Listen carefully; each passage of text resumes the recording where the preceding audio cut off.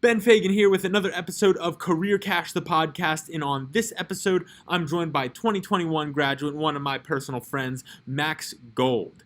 Max is now an admissions counselor at Florida Southern College up in Lakeland, Florida.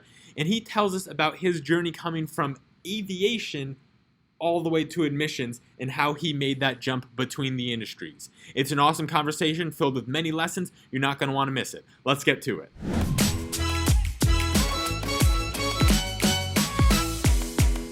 Max, first off, I just want to say welcome to the show. I appreciate you coming on. I'm excited to dig into who you are, what makes you tick, and without further ado, welcome, my friend.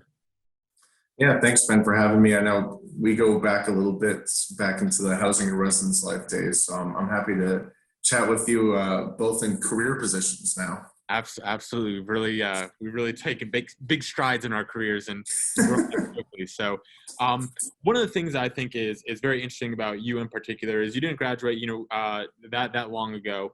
I think a year after me. So not long at all. But the cool thing is you studied aviation at school here and you're not doing aviation now. So can you kind of walk through that journey of, hey, you went into school obviously with an interest in aviation, and now what are you doing in your current position? Yeah, so like you mentioned, I was looking at schools for aviation as well as track and field. So aviation was always an interest of mine, but I never actually thought I could pursue it as a career until I actually went to Lynn and found out that I could. So that's what kind of inclined me to come to Lynn.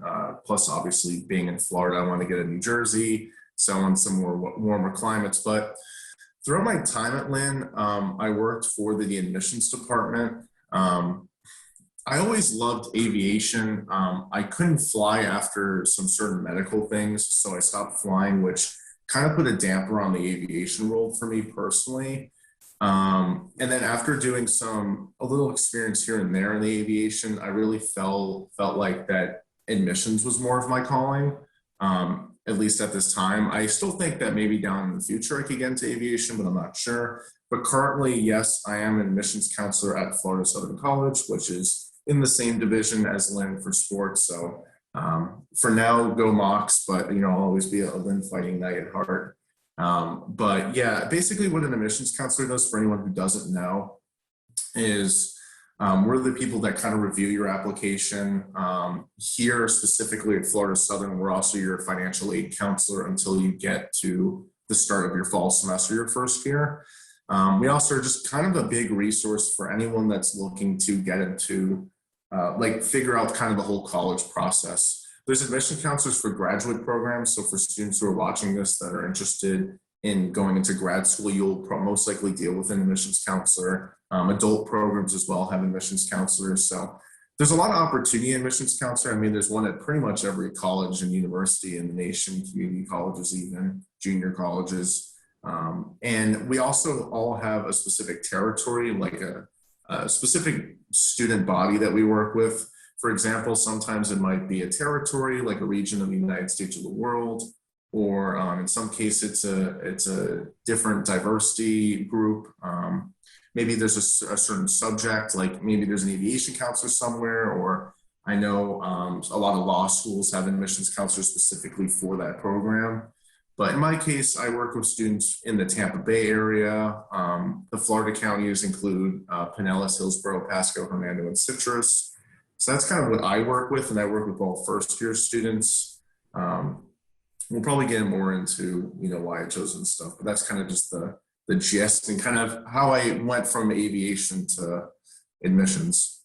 Absolutely, and we absolutely are going to dive a little bit more into how you got into this stuff, where did that interest come from. So you're doing my job here. I appreciate that.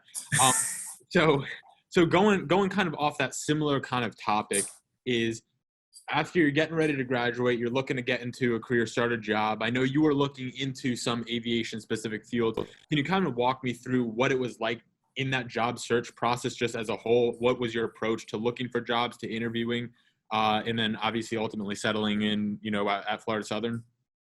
So, I mean, the biggest thing was utilizing you guys at the Career Center. I know, I utilize kind of the resources of resume building with you guys, the general Knights Connect. I'm sorry, if I forget the name. Was it Knights Connected Yeah. or Yeah, Connected Knights? I'm sorry. you got your frequent flyer miles with our office, so Yeah, so basically I was using you guys a lot as a great tool and resource, and I always highly suggest to anyone, even when I was at Lynn, even now, like just in general, to go to your career center. That way they're really up to date with kind of all job opportunities in the area. I also really used LinkedIn as a good tool. Now, when I was looking at jobs, I was looking at a couple different things. I knew one, admissions obviously was really high on my radar. I really wanted to be in the admissions field, so admissions counselor, as well as some other different jobs in admissions and operations as well. But then on the aviation side, I also did look into some HR jobs. I even looked at an HR job at Chewy, which was kind of funny. So some random stuff here and there too. But my big approach was I'm either going to become an admissions counselor and work with students and go into higher ed, or plan B would be go into aviation, use my degree for what it was, and go into HR, which in my opinion is very similar to admissions. I felt like I also was trying to choose a job that I already gained experience while I was in college for. So for example, I had 4 years of working at the Lynn admissions as a student ambassador, as well as I interned for them. So I really know the in and outs of admissions before going into it, which was pretty cool. So I was just kind of looking at what jobs besides admissions counselors maybe would, use skills like sales, recruiting, travel experience, operations, CRM work, anything that can kind of really build my resume up and have a good chance of actually achieving a job. Because, for example, like I'm not going to be able to get a data analytics job because I've never honestly worked with JavaScript or any of that stuff in my life. But I knew my strengths and I really wanted to build on that. And, I felt like admissions would be a great fit. Plus, I really love the field, and it always helps when you really want to go into something because you're passionate about it. So that's kind of how I looked at the job process. I'm sure a lot of people are similar, but yeah. No, I find that so interesting. And one of the things that you did kind of touch on there a little bit, but I would like to touch on a little more, if you don't mind, is do you think that you've gained any skills from the studies in aviation that you're using today within admissions? Because I think that's so cool, because there's such on the surface level, such vastly different fields. Are there any things that you took away, or big things that you took away from your time in aviation that you feel like you are utilizing, on a daily basis now, in your current role as an admissions counselor? Yeah, absolutely. I mean, there's big and small things that I'm utilizing as an admissions counselor. I'll touch on some of the small things really fast. I mean, obviously, when it comes to travel, just having general knowledge of the airports and airlines and that sort of thing is good. So even though I'm not doing out-of-state travel, it's still nice to have that kind of knowledge in case I end up doing some coverage trips or whatever the case might be. Some of the bigger picture stuff would be like a lot of the study habits really kind of correlate to me kind of studying up on a new school, doing the training, and as well as going through just the different processes that, for example, like I'm really struggling right now trying to figure out how the nursing program works here. So I've really just been kind of studying and remembering the tools of me studying towards the private pilot exams and that sort of thing. I guess another tool too that I don't know if aviation specifically did, but I know the College of Aeronautics really promoted, was just kind of how you present yourself. You really want to be kind of a presentable person in admissions. You're kind of that face of the college, kind of the first step that a lot of parents are looking at to choose the college. So even just simple things from how I dress to how I speak to families really came from how we were kind of prepared in the aviation classes. That also kind of goes back to the admissions as well. When I was working at admissions for Lynn. Other than that, I mean, aviation was such a specific major that there's not a ton that kind of correlated into the admissions field when it came to like the actual subject material.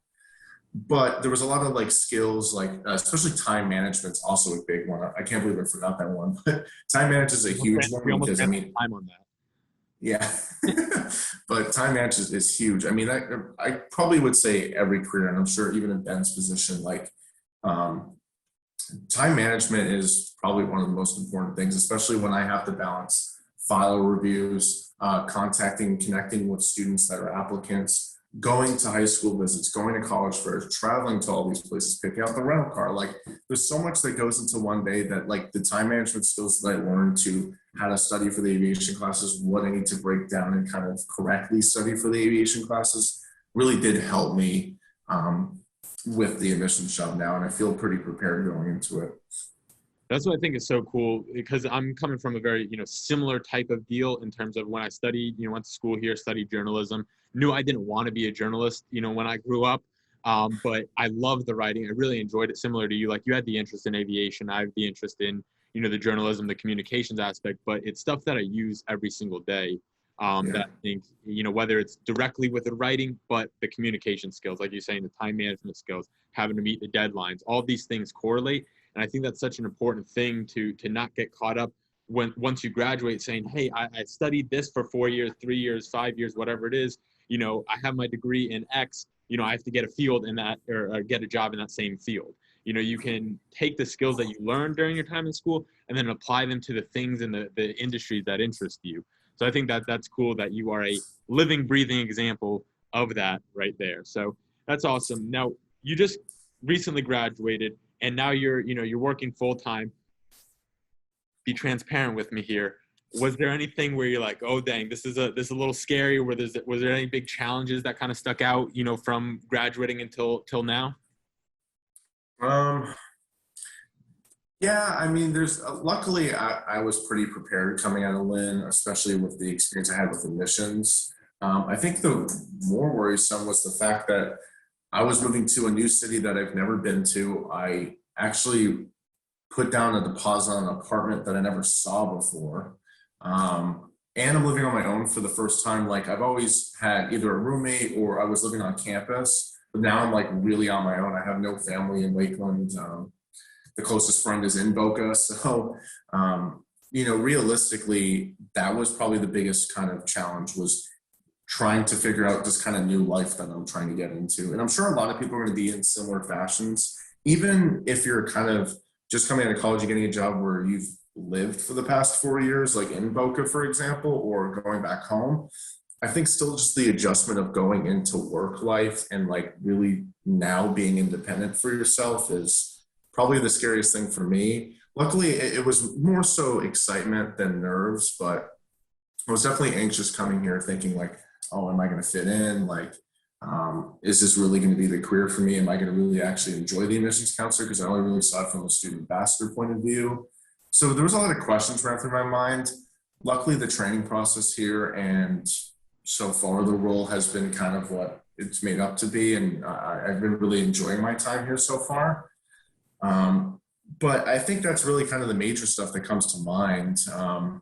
Again, I think I would probably be more worried if I went into aviation, to be honest, because I didn't have work experience in aviation. So I'm definitely happy I chose the admissions counselor route. But yeah, that's really honestly all I can think of. I know, I feel like I probably should have some more nerves coming out of college and stuff, but I don't know. No, that's awesome. And that's what I love about this so much is because even if you're coming from a similar background, everybody's story is going to be different. How they approach things and see things is different. And I think you really hit it right there. It's something that is going to be a similar feeling. It doesn't, you may not feel totally lost.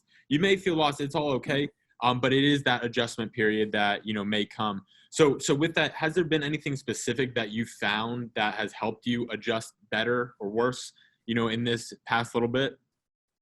I think really just putting myself out there and trying to meet new people and socialize. I mean, for my example, like not knowing anyone here, like obviously I didn't want to just come here and just kind of like stay in my office and do stuff like that. I go out and talk to everyone and see everyone's days going for the most part.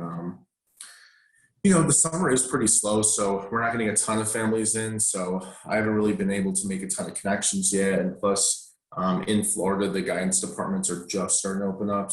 So I haven't really made those connections yet, and as well as with other admissions counselors. But tonight is my first kind of bigger event that we're doing for the Pinellas County, which is St. Petersburg. That's kind of the big city there.